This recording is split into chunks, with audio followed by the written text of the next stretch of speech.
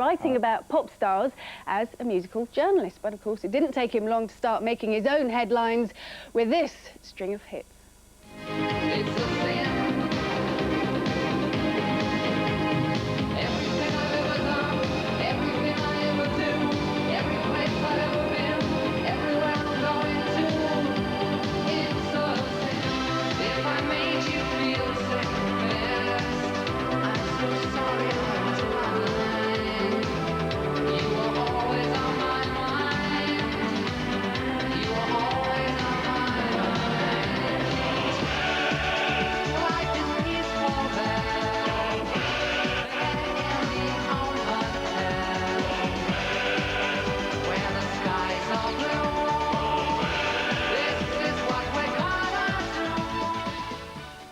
Brilliant. What have I done to deserve this? It's Noel Tennant here, live and kicking early in the morning. Yes, good morning. Good morning. Lovely to see you, because it is a rare sight. You don't do many interviews, do you? Yeah, particularly not before 9 o'clock in the morning. No, exactly. So it's a rare privilege. Now, looking back, I know I felt very nostalgic looking at that sort of 3 hits we had there amongst the string of them.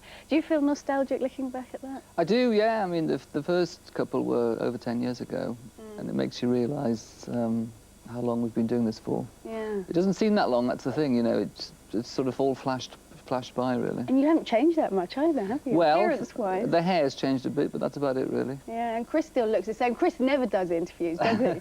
Chris very rarely does. One of the first interviews we ever did was on breakfast television, and Chris fell asleep live on the television. Oh, no. Well, don't you do that on me, otherwise you could put me out of a job. No, that'll be a dreadful thing to do.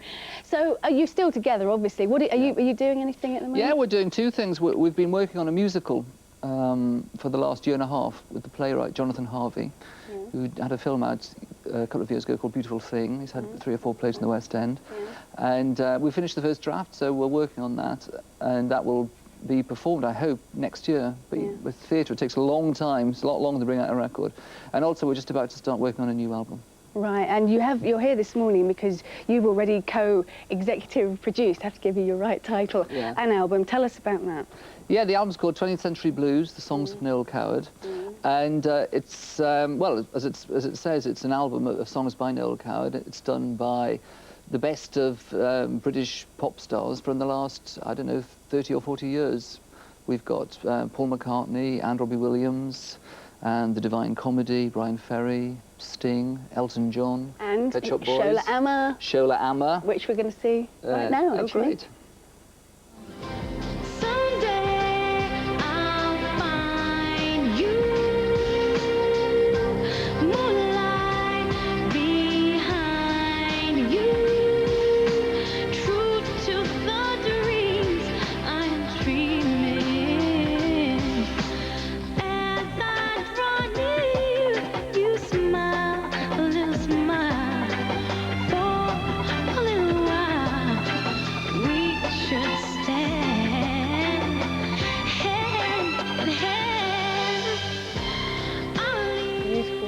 Someday I'll Find You, Shola Ama, which is already in the charts, isn't it? 28, It is, the charts this week. Yeah, and of course, Shola won the award for Best Female Singer at the Brits this year. Yeah, she did. Which was very exciting, because when we first started to do it, she was a very new artist, and now it seems like she's sort of established. Yeah, was it difficult to get people? You said you asked Shola amongst others, but what, because Noel Coward at first, Noel Coward songs, you don't immediately think, oh, there's a great hit on our hands there, do you really? Well, our starting point was that Noel Coward was the first British pop star. He was the first British guy to come along to write his own songs as well as plays, to establish this incredible image of the sort of bow tie, the dressing gown, the cigarette holder, and he was famous all around the world as a kind of idea of a British sophisticated man.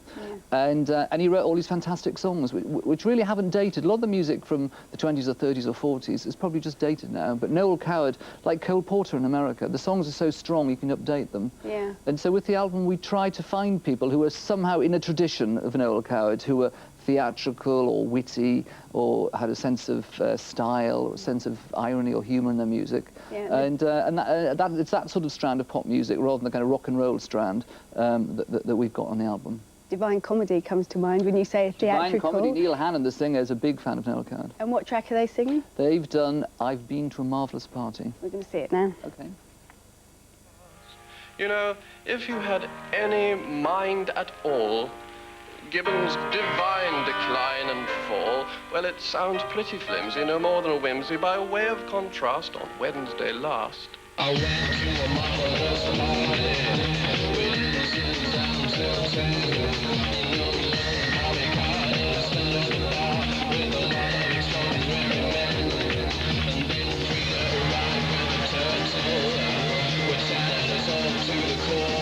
There we are, Divine Comedy, another group on the album. I've been to a marvellous party, and Paul McCartney wanted to be at the party on this album, didn't he? Tell us how he got in touch with you, didn't he? Begging to be on it. Well, no. Paul, I have a house in Sussex quite near Paul McCartney, and I'd mentioned it to him and I'd seen him once. And one Sunday afternoon, I bicycled over to see him on his farm, and we talked through it, and he said yes, he would do it. Yeah. And I think he was keen because he knew all about Noel Coward. The Beatles actually met Noel Coward several times in the early 60s. They used to go to the same parties. And also I think he wanted to do it because it's a charity album. It's for the Red Hot AIDS Trust.